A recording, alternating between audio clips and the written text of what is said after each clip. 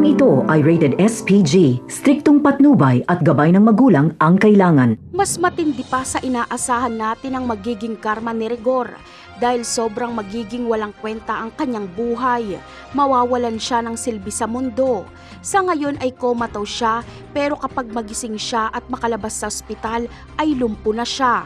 Hindi na siya makakalakad, naka-wheelchair na lang siya. Hiyang-hiya siya kay Marites dahil sa kabila ng masamang trato niya dito ay inaalagaan pa rin siya nito. Ang paborito niyang anak na si David ay walang pakialam sa kanya. Masisibak din si Rigor sa pagkapulis at wala siyang makukuhang benepisyo dahil sa pagbugbog niya kay General Pacheco. At kung kailan lumpo na si Rigor ay sa kanya malalaman na buhay pa si Ramon. Kaya lagi na lang mainit ang kanyang ulo. Wala kasi siyang magawa para tugisin si Ramon.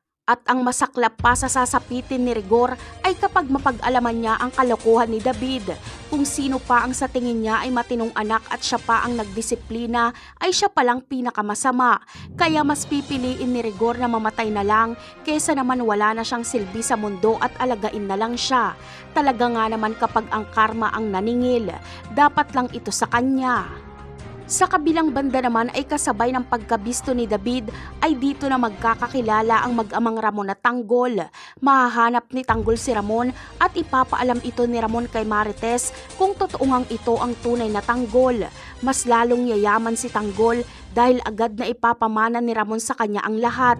Si Tanggol ang magpapatakbo sa mga negosyo ng Montenegro bilang pagbawi ni Ramon sa kanyang mga pagkukulang nito bilang ama. Napakarami pa nating dapat abangan sa mga susunod na episode. Paalam!